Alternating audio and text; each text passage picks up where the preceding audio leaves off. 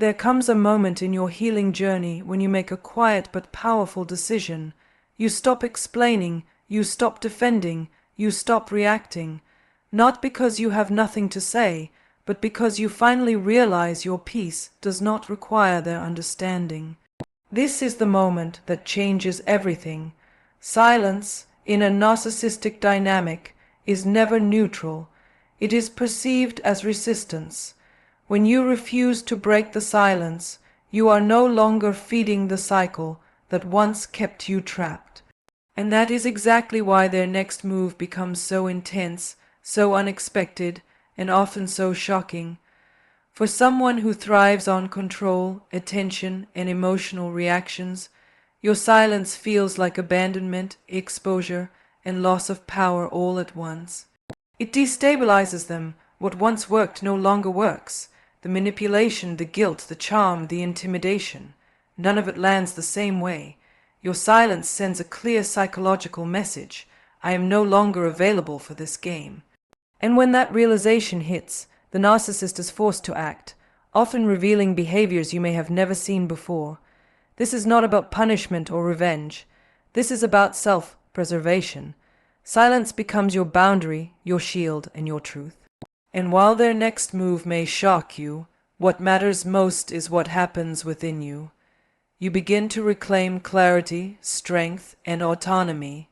Today, this conversation is about understanding why silence is so powerful, what it triggers in a narcissistic personality, and how staying grounded in that silence becomes one of the most courageous acts of self-respect you will ever practice. There was a time in my life when reacting felt automatic. Every provocation demanded a response. Every accusation pulled me into explanation. Every distortion made me rush to correct the record. I believed that if I just communicated better, stayed calmer, proved my truth more clearly, the chaos would stop. What I didn't realize then was that my reactions were not resolving anything. They were sustaining a system built on control. The moment I stopped reacting was the moment that system began to weaken.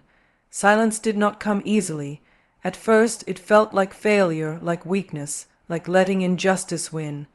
I had been conditioned to believe that staying quiet meant I was powerless. But slowly, something unexpected happened. The absence of my emotional energy created space. Space to observe, space to think, space to notice patterns I had been too busy surviving to see. In that quiet, I began to understand that control feeds on access, and access requires reaction. When I stopped responding, the dynamic shifted. The same tactics that once worked suddenly lost their impact. The baiting escalated, the narratives became louder, the attempts to provoke more dramatic. That escalation was not strength on their part, it was panic. Silence removed the mirror they relied on to regulate themselves. Without my reactions, their sense of dominance began to crack. What looked like confidence before revealed itself as dependency.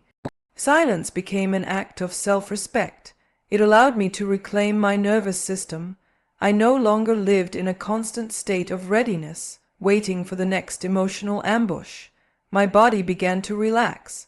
My mind became clearer. I stopped rehearsing conversations that would never be heard. I stopped seeking validation from someone invested in misunderstanding me. That internal shift was profound, because control only survives when you doubt your own authority over your life. What surprised me most was how powerful non-engagement truly is. Silence forced accountability without confrontation. It exposed manipulation without explanation. It communicated boundaries without argument. And it taught me that I do not need to announce my strength for it to exist. Strength can be quiet. Strength can be still. Strength can look like walking away emotionally, even when you are physically present. As I stayed consistent, I noticed something else changing, me. I became less reactive, not just to them, but to life. I learned that I don't owe everyone access to my thoughts, feelings, or time, I learned that peace is not something you negotiate for, it's something you protect. Silence stopped being about them altogether and became about my alignment with myself. The collapse of their control did not come from confrontation or victory. It came from my refusal to participate in a dynamic that required my depletion to function. In choosing silence, I chose clarity. In choosing stillness, I chose strength. And in that quiet space, I found a version of myself that no longer needed to be seen, validated, or understood by someone who could only feel powerful when I was broken. There was a moment when I realized that attention had been the currency of the relationship all along. Not love, not understanding, not connection, but attention. Every reaction I gave, even the painful ones, reinforced a sense of importance that was never about mutuality. When I finally withdrew that attention, not with anger but with intention, the shift was immediate and unsettling.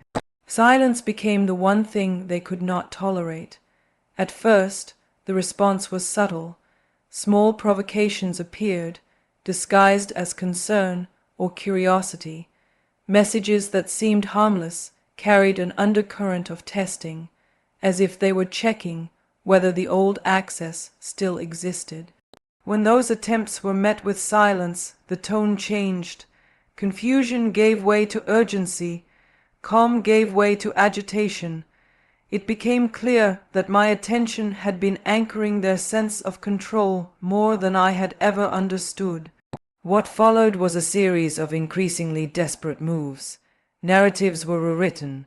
I was suddenly the problem, the villain, the one who had changed. There were attempts to pull me back through guilt, through nostalgia, through manufactured crises. Silence, which I once feared would make me invisible, was now making everything visible. The desperation was not about losing me. It was about losing the supply that kept their internal world stable. Staying silent during this phase was one of the hardest things I have ever done. Every instinct urged me to explain, to defend myself, to correct the distortions being spread, but I began to see that engagement would only validate the chaos. Silence instead created a boundary that no argument ever could. It forced their behavior into the open without me needing to point it out. The more I refused to react, the more transparent their tactics became. What changed within me was just as important as what unraveled around me. I started to detach emotionally from the urgency they tried to impose. I no longer felt responsible for regulating someone else's emotions. My nervous system, once constantly activated, began to settle. I learned that not every accusation deserves a response, and not every story told about you needs your correction. Your truth does not collapse because someone else refuses to hold it. The most powerful realization came when I understood that desperation is not dominance.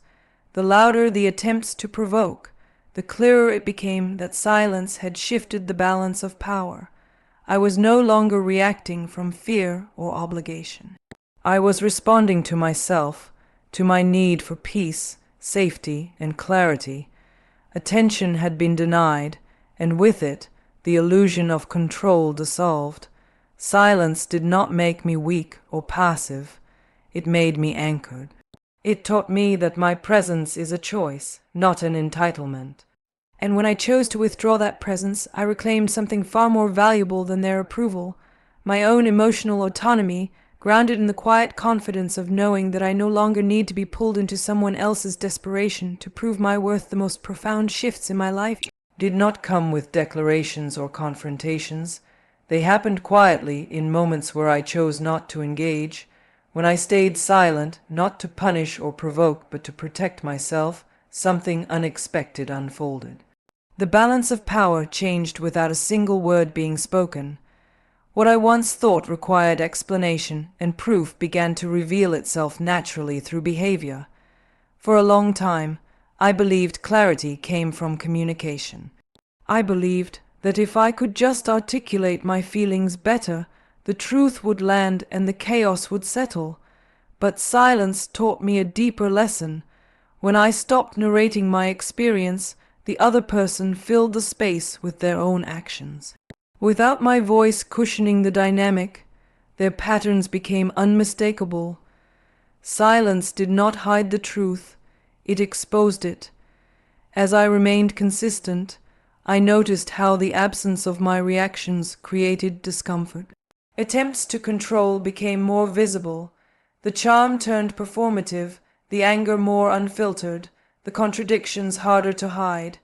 What had once been subtle and confusing became obvious. I no longer had to question my reality because their behavior spoke clearly in the quiet I maintained. Staying silent removed the distraction and allowed the truth to stand on its own. What surprised me most was how much strength silence required. It demanded emotional regulation, self-trust, and restraint. It meant resisting the urge to defend myself when misrepresented and letting go of the need to be understood by someone invested in distortion. In that restraint, I reclaimed my authority. I stopped outsourcing my sense of self to someone who thrived on destabilizing it. The power shift was never announced because real power does not need an audience. It lives in consistency, not performance. Each time I chose silence, I reinforced a boundary that could not be argued with. I was no longer participating in cycles designed to exhaust me.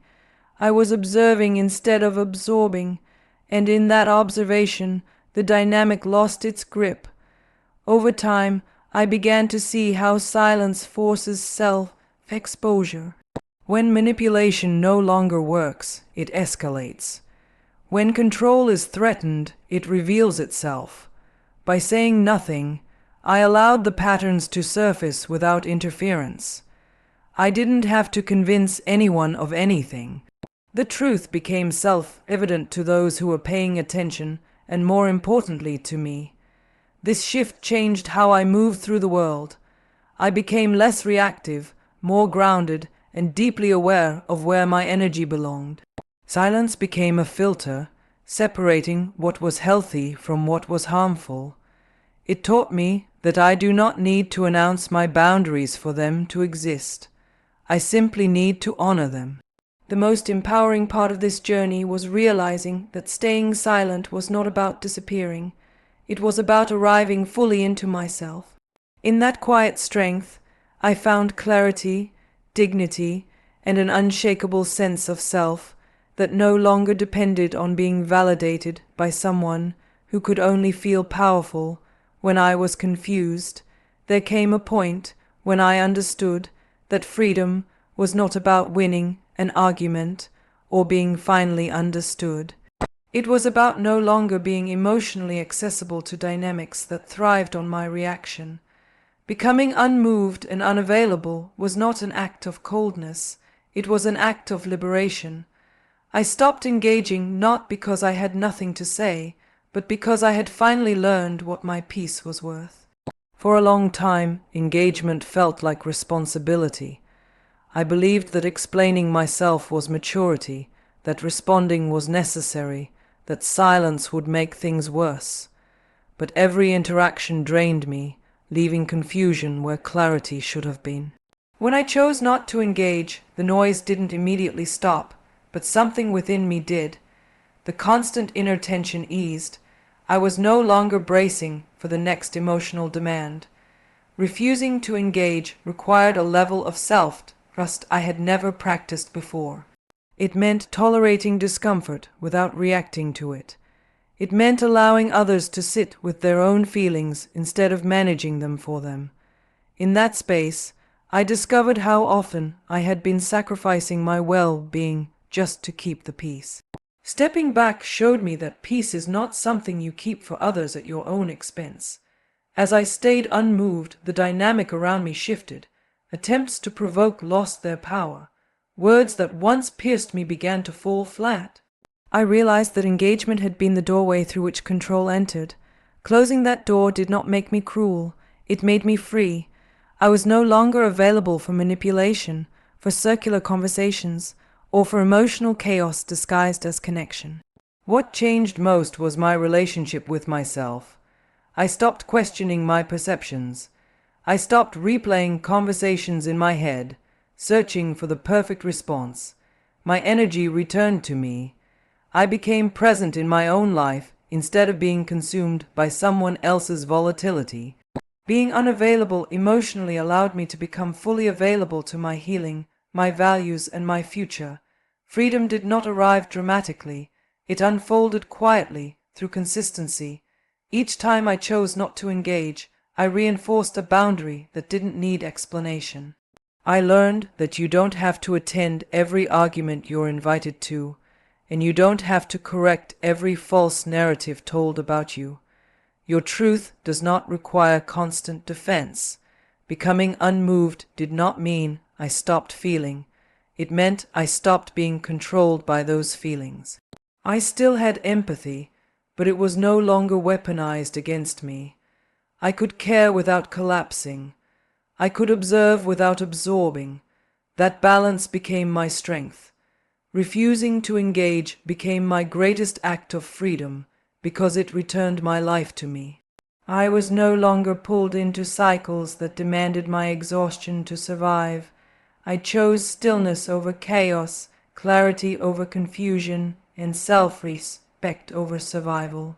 In being unavailable to dysfunction, I became fully available to a life defined by peace, autonomy, and quiet strength in the end. This journey is not about them at all. It is about you returning to yourself. Silence, non-engagement, and emotional unavailability are not acts of avoidance. They are acts of alignment. They mark the moment you stop negotiating your worth and start honoring it. When you no longer react, explain, or chase understanding, you reclaim your time, your energy, and your sense of self. What once felt like restraint becomes relief. You begin to trust your inner stability more than external validation. The chaos that once demanded your attention loses its grip, not because it disappears, but because you no longer feed it. You learn that strength does not always look loud or confrontational. Sometimes it looks like calm. Sometimes it looks like distance. Sometimes it looks like choosing yourself without apology. This is where true freedom lives, not in changing someone else, but in changing how accessible you are to harm. You do not need closure from those who thrived on confusion. Your clarity becomes your closure. As you continue forward, grounded and unmoved, you carry a quiet confidence that cannot be taken from you. You are no longer surviving the dynamic. You have stepped beyond it, rooted in self-respect, guided by awareness, and empowered by the simple, life-changing decision to protect your peace.